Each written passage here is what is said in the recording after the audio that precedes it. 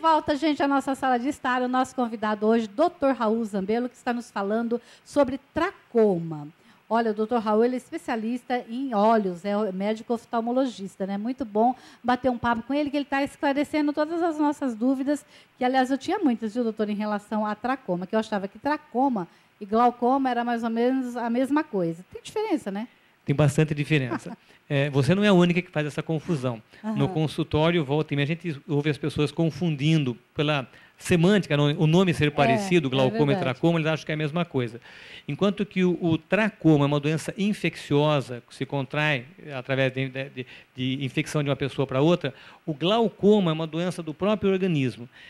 Na verdade, é uma doença que o principal sintoma dela é a pressão elevada no olho. Então, se você tiver uma pressão do olho, uma pressão intraocular elevada, você pode desenvolver uma doença chamada glaucoma, que também vai levar à cegueira. O glaucoma é hoje, no mundo, a principal causa de cegueira irreversível. Nossa. Certo? Porque o diagnóstico é feito tardio, uma doença que produz poucos sintomas. Então, fica aqui um alerta para o nosso público que o ideal seria que todo mundo que tem mais de 40 anos fizesse uma medida de pressão intraocular pelo menos uma vez por ano. Uhum. Tá? Para poder fazer a prevenção. A única forma de você prevenir o glaucoma é diagnosticar precocemente e começar a tratar desde o início para que você não tenha a perda de visão. Quer dizer, se descobrir que tem, quando você vai ao oftalmo, você descobre que está com a pressão do olho acima do normal, vamos colocar assim. Aí já começa um tratamento para evitar a cegueira futura. Exatamente. O glaucoma é um pouco mais complexo do que só a pressão. A pressão intraocular é a principal característica dela. Tá? Uhum. Então, mas se você tiver uma pressão elevada, você vai medicar, vai usar um simples colíriozinho que você pinga no olho, você mantém a pressão ocular controlada e você vai evitar as consequências disso tudo, que vai se transformar no glaucoma. Né? O diagnóstico do glaucoma é um pouco complexo, mas fique com essa ideia. Pressão alta do olho pode se transformar em glaucoma se você não diagnosticar e tratar em tempo. Com uma certa antecedência. Exatamente. Né? E muitas vezes a gente fala assim, vou colocar um colíriozinho. Eu gosto de colocar um colírio porque eu acho que lubrifica o olho e tudo mais.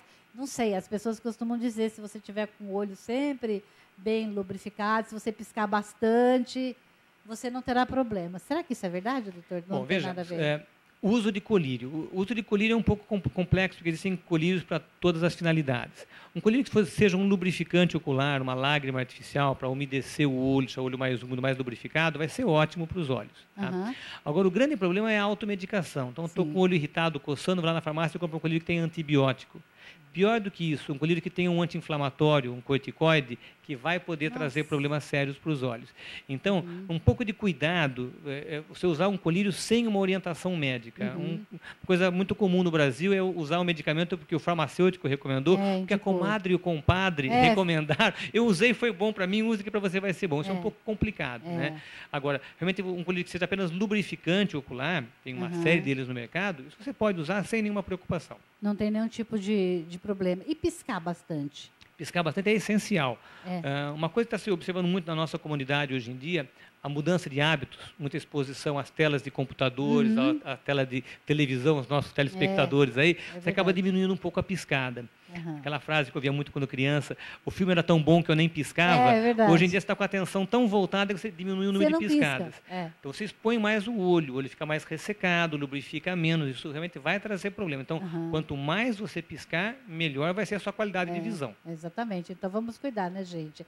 Agora, doutor, voltando ainda ao nosso tracoma, né? Ao nosso não, né? Que não é nosso, né, doutor? Não é de ninguém. Nós não temos. Nós não temos, né? O senhor que estuda isso, o senhor que pode nos dizer exatamente. O índice maior que tem é em homens ou em mulheres? Assim? Não, na parte entre homens e mulheres não tem distinção. Tem grande distinção na faixa etária. Você comentou um pouquinho lá atrás, o tracoma infeccioso, o tracoma ativo realmente, você vai encontrar mais em crianças. E o tracoma cicatricial, você vai encontrar mais no adulto, que já são as sequelas do tracoma. Então vai ter uma diferenciação de faixa etária, o tipo de tracoma. Agora, basicamente, qualquer um de nós pode ter tracoma.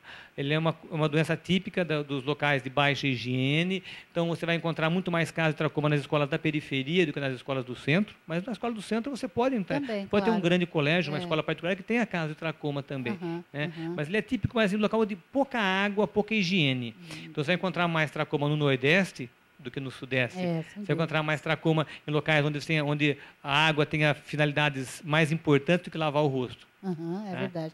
E já aconteceu, doutor, por exemplo, de uma criança perder a visão em função do tracoma? Não, na criança você não vai ter perda de visão por tracoma, né? Você vai ter a fase infecciosa, a conjuntivite, as cicatrizes vão acontecendo ao longo dos anos, então a pessoa que classicamente vai ter a cegueira do tracoma vai ter mais de 40 anos de idade. Só depois, mesmo na fase adulta? Classicamente sim, porque ele teria que ter um quadro muito intenso, um número de infecções muito grande quando criança, para ter isso na adolescência ou na fase adulta inicial. Então demora muitos anos para os cílios rasparem na córnea a tal ponto de levar à opacificação.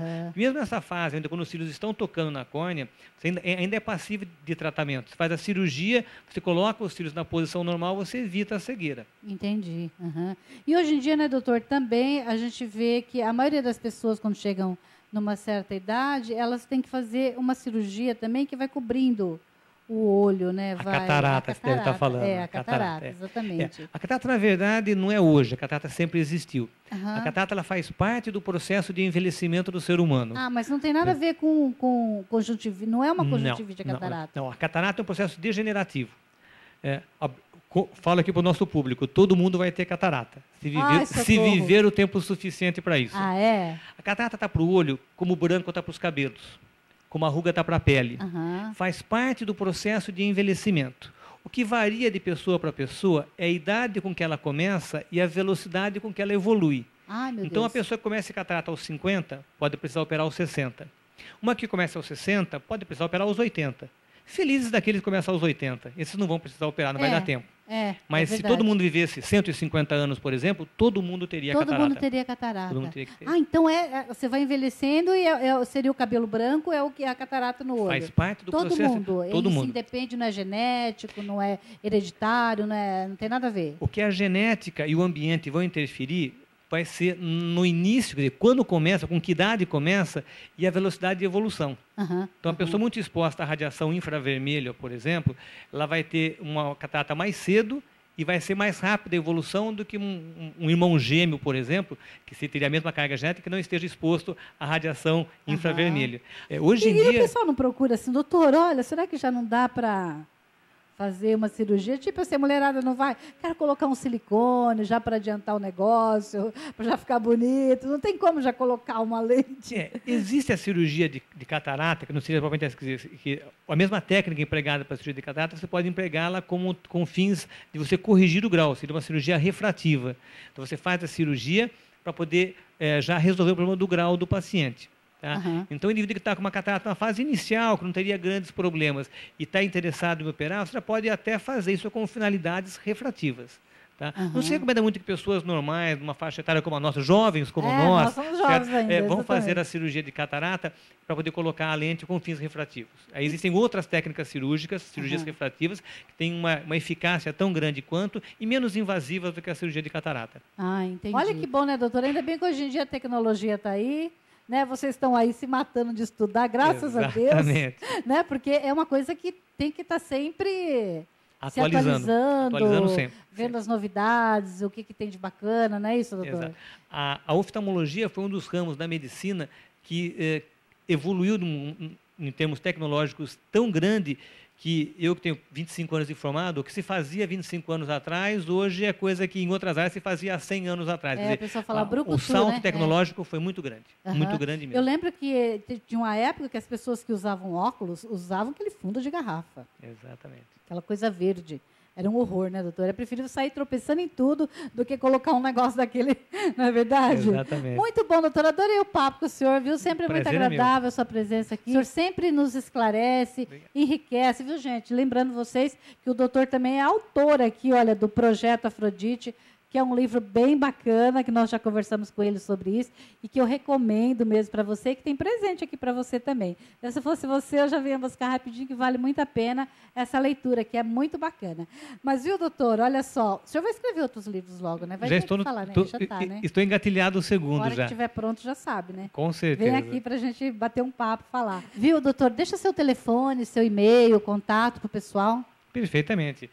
O meu telefone é prefixo 19 3481-3297. O meu e-mail rlzambello, com 2 L's no final, @unipira.com.br. Podem fazer contato, dúvidas que queiram tirar, mandem um e-mail, responderei com o maior prazer do mundo. Olha só, gente, quero agradecer